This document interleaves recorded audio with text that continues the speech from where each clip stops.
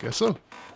What's going on, guys? BrandonArchie here, aka your favorite Minnesota realtor, and today I'm going to be giving you guys the blueprint of the process of relocating to Minnesota, as well as some of the top things that you should be considering before you move here. Now, before we get started, if you are indeed ready to make that jump and want to set up some time to talk everything over, then you can either shoot me an email at BrandonArchie@kw.com or use the link in the comment section to fill out a quick intake form, and I'll reach out to you and get everything started. So with that being said, let's go. Okay, so the first thing you need to do before relocating to Minnesota is determine why you're moving here in the first place. Are you moving here for work, to raise a family, or a change of scenery, or maybe you're just moving here because of the weather?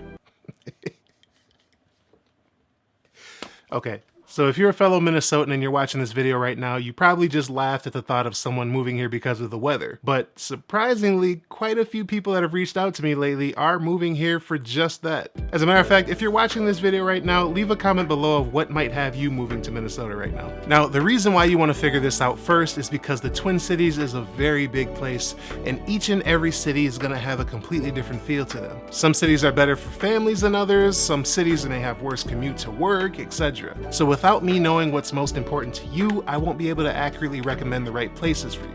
Now, it will definitely help you in the long run to be able to narrow those down beforehand. Now, after you figure out why you're moving here, the next step is to set up a virtual meeting with yours truly.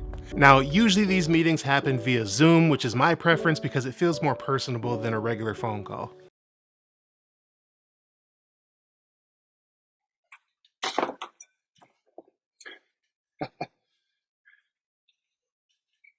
Now, these get set up by either you reaching out to me via email or by filling out that intake form in the comments that I was talking about earlier. But either method is fine. Now, the purpose of this meeting is pretty much to get to know each other because, I mean, let's be honest. At this point, I'm just some random guy on your computer screen. I mean, am I even real? Or am I AI?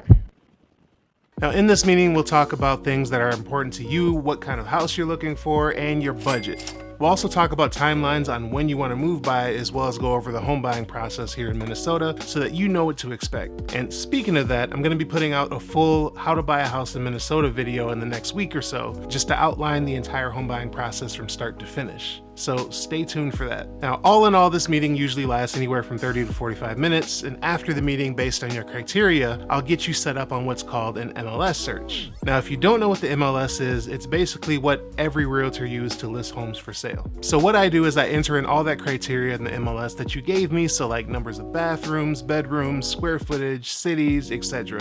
into the MLS. And what happens is anytime a home that hits the market that fits that criteria, it'll automatically send you an email with that full list of homes on there. This is going to be a great way for you to see what's going on in the market and get a feel of what you like and what you don't like.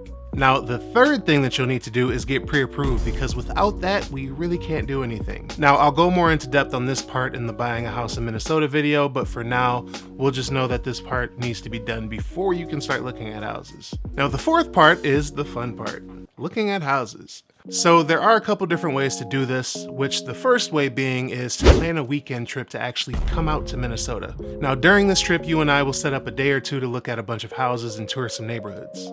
It's important to actually physically see the homes before putting in an offer, because depending on where you're moving here from, our home styles and construction may be a lot different than what you're used to.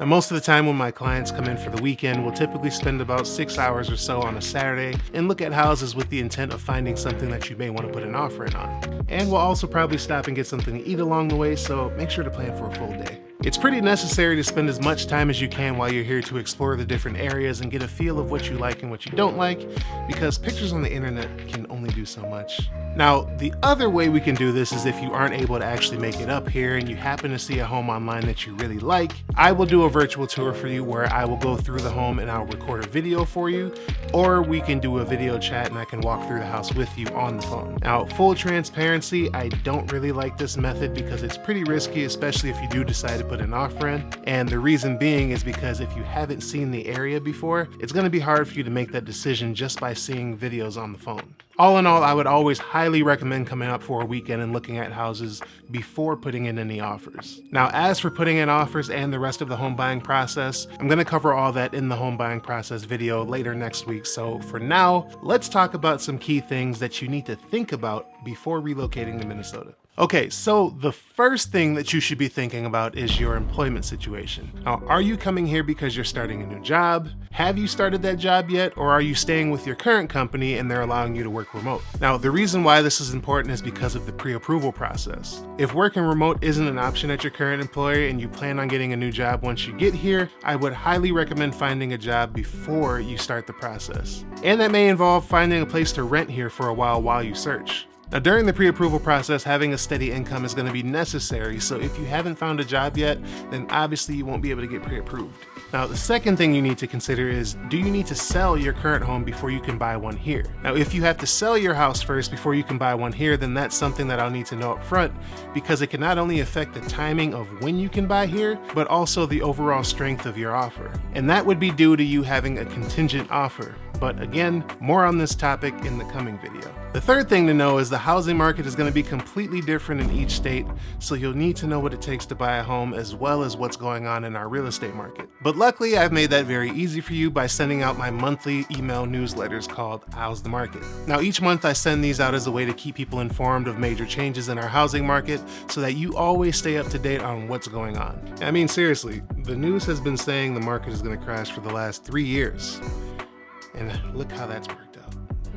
Also on that note, when you're watching the news talk about the housing market, what you're actually listening to them talk about is the national housing market, which has absolutely nothing to do with the local market. So if you want to get added to the monthly newsletters, just shoot me an email at BrandonArchie@kw.com. And number 4, give yourself enough time. Moving across the country to another state is already stressful enough, so don't add more to it by only giving yourself a couple months to do it all. Start the process as early as possible so that you have plenty of time to gather as much information as you need to make solid decisions. I mean, if you're already watching this video right now, then I think it's safe to assume that you already got this part taken care of.